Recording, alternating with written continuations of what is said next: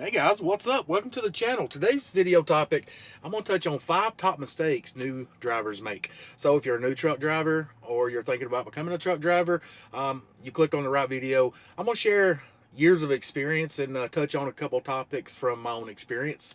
And I hope you remember this and carry it along with you along these highways and interstates of America. Number one is going to be not checking your route properly. Even most of us has a Ram McNally or a Garmin. I've got a Ram McNally in the dash, but I also use my Google Maps. I always run my Google Maps as well. And you'd be surprised on how many routes this Ram McNally will try to take me out of route. And I look at my Google Maps and I'm like, that it ain't adding up. It ain't math in here. So anyway, it's always important to plan your route. And usually what I do, if I'm familiar with a route, I don't really plan. But if I'm going to picking up in a new city, something unfamiliar, going to a new city, something unfamiliar, I always use my Google Maps and I scroll around. If you zoom out a little bit, you can tell what's state highways, what's U.S. highways, and what's interstates. And just always check the route. And if you're unsure, zoom in. And what I'm always doing is I'm looking for industrial complexes. I'm looking for places that's got semis coming in and out. And I'm looking at the route maybe they use. Even zooming in to park, on sides of streets and seeing if there's drops of oil where people's been parked. There's a lot of different tactics, but Google Maps is one of your biggest allies to do this. I do a lot of show freight or convention trade show stuff, and a lot of that goes into the inner cities, the big cities. Just a few months ago, I was in Manhattan at the Javits Center. So that took a lot of route planning to figure out, to navigate my way in there without running into overpasses, low bridges, to weight restriction on the bridge. Yeah, stuff like that. The things you don't want to get into. So, I mean, it takes a lot of route planning. Just plan your route and look at it. Also with Google Maps, you can always drop a pin, do a street view, pan it around, and see things. So let me end it on this. Don't just type in the address on your trucking GPS and just follow that too closely, because it's going to put you in a bad situation. Always know where you're going to go before you get there. So when you're passing places, you're like, oh, I seen that on the map. I seen that on the map. All right, we're good. Just plan accordingly. Number two I'm going to talk about is bad backing techniques. You see this a lot with new drivers. One of the biggest anxiety of drivers is backing. I get it. We've all been through it. If you're pulling into a place, it's real tight, it's got a lot of trucks, you got these big hoods, you don't want to get too close to that hood, all these things. I think the biggest thing is when you got a lot of eyeballs on you, you get anxious. So when you get anxious, you make mistakes. You try to rush. You're like, oh, I can't look bad in front of these people. No, don't worry about looking bad in front of people, because ain't nobody going to make fun of you if it takes you extra long time to get in that truck. I see people do it all the time, and I've actually talked to people, and I was like, man, I said, I was watching you back. Congratulations. And he's like, what? I said, man, you took your time. You never got in a rush. But when people get in a rush, that's when people loses mirrors and fenders and gets their side of their truck and trailer hit. Just always take your time. Get out and look. A lot of people's not going anymore. GOAL, yeah, going. You got to get out and look. Listen, guys, I've been driving for 25 years, and I think I'm running a little over 2.5 million miles, safe driving miles. And I still get out and look.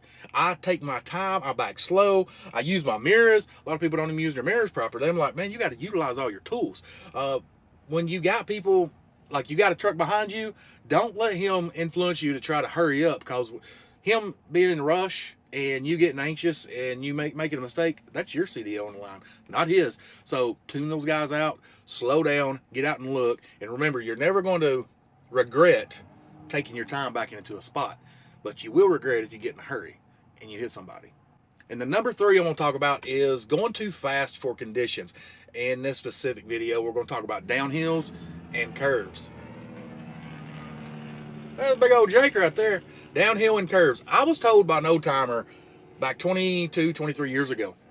He said, you can go down a hill as slow as you want to, as many times as you want to, but you can only go down a hill too fast once. And same way with curves. You see a lot of people that come down hills and they're new. They don't know. Put your jake in place. Keep that jake around 15 to 1600 RPMs, 1700 RPMs. Try to keep it below that. If you've got to use your brake, use the stab braking method. Just hard brake, not like stand on them, but just brake hard enough to drop you down 5-10 miles an hour and come out of it. And if the hills, like if you're on Donner and it's just, or Grapevine, some of the big mountains, and you feel like whatever gear you're in for the weight you've got ain't holding it up, then stab brake a little bit, get down so you can split a gear or drop a gear and then go accordingly. But you don't want to over rev your engine, especially a pack car. Pack cars are bad about they don't like high RPM. So I've talked to mechanics there in MHC. They said about once a month they get a pack car engine that somebody blew up coming down Mount Eagle going towards Chattanooga. He said, so if you got a pack car, don't over rev them. I like to keep my RPMs coming downhill 15, 16, 17. If I get around 18, I'm getting on the brake a little bit. So same with curves. A lot of times we get confident, we get cocky, and you take a curve and it's not good, guys. I've done feed hauling for years, and we're talking about 48,000 pounds on a 40, maybe 40 foot, 45 foot grain trailer or bulk liner, and all the weight is all the way above the center of gravity. So I learned a long time ago, you go slow around curves, and it followed me into when I got back in OTR. I still go around a curve and I slow down. I let that jake go off and I slow down probably 5-10 miles under the speed limit, especially if I got heavy loads or if I got a double stacked load. If you got a single load and it's not that heavy, you ain't got really much to worry about.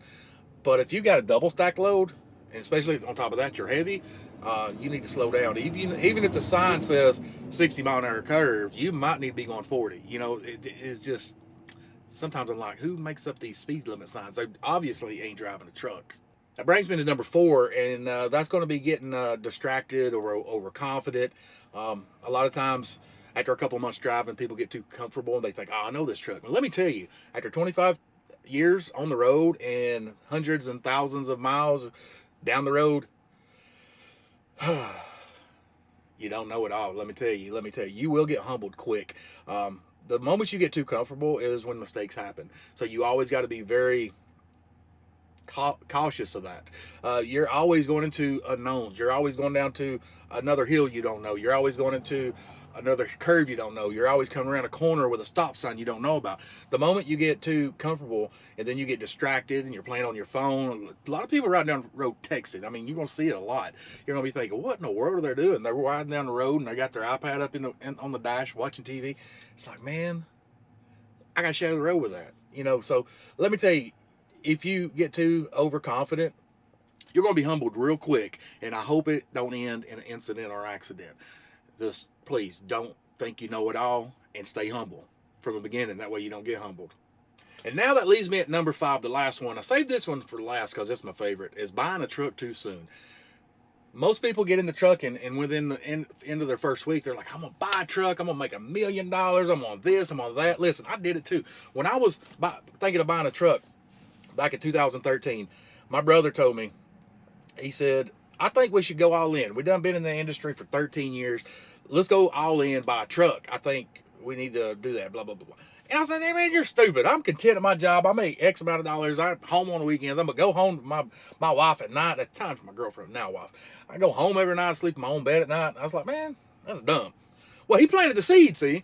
And I got to thinking, and I got to crunching, and I started thinking, man, we're dumb if we don't buy a truck. By about, I don't know, the end of the month, you would have thought it was my idea. Because I started crunching on paper. If I run X amount of miles and I make X amount of dollars and I this and I that, I'm gonna make all the money. I'm gonna be a millionaire in 6 months. I promise. On paper, it looks good. It does. It looks really good. But what you don't know is all the things in reality that don't mesh with that what it looks like on paper. My first 6 months, man, I was in the hole. We was broke. We was selling things just to keep the lights on at home. I sold my Jeep. My brother ended up selling his gun. I pawned a necklace I had that was my grandmother's. Anything of value we had, we was both selling just to pay the bills at home. And for 6 months, man, we was both broke as a joke because we didn't know the industry. And that's why I'm making this video to share with you guys. You got to know the craft. You just don't jump in something buying a truck without knowing it. You need relationships. You need a good mechanic. You need a National Tire account. You need a good fuel card. Listen, I just filled up and I saved $108 on one fill up. That might not sound like much, but if you fill up every other day, 2 or 3 times a week, we're talking $200-300 a week. We're talking about thousands and thousands of dollars on a yearly. And I'm mentioning that because I just ran to Vegas on one of the show loads I was talking about earlier. And the guy I ran with, he's green. He's just had his authority for like 4 months. And I was like, what are you using for a fuel card? Because I was going to show him my fuel card. And he's like, well, I just use my credit card. And I was like, oh my God, are you crazy? Dude, you don't need that. You need a fuel card. And I hooked him up, and he's still stubborn. He's like, I don't want to put my credit card information on these apps, because there's a free app you can use called Mudflap. And he's like, I just don't trust it. I was like, dude, that Mudflap's a big deal. They're not going to steal your stuff. Thousands of people were using it. Anyway, by the time we got back, and the first trip out from being home, he used it and saved $68, I think, $48. He called me up just to thank me. And I was like, what do you thank me? What are you going to thank me for? He's like, man, I just saved X amount of dollars because I just used Mudflap. I was like, well, you should have been doing that on our way out to Las Vegas last month is what you should have been doing. That'd have saved you another couple $100. But anyways, guys, again, don't buy a truck too soon. If you want to buy a truck, learn the craft. Dive in my videos. Go down my archives. I got all kinds of videos about buying a truck and learning this trucking industry. That's what my whole channel is about, is helping the driver succeed at driving trucks and buying trucks and running your own authority. And all the connections that comes along with it, all the things that I use. But anyways, guys, if you like this video, give me a big old thumbs up. Subscribe if you're not subscribed, as I put videos out on the regular, all things trucking. And until that next video, guys, if it don't make sense, don't make dollars. See you, bye.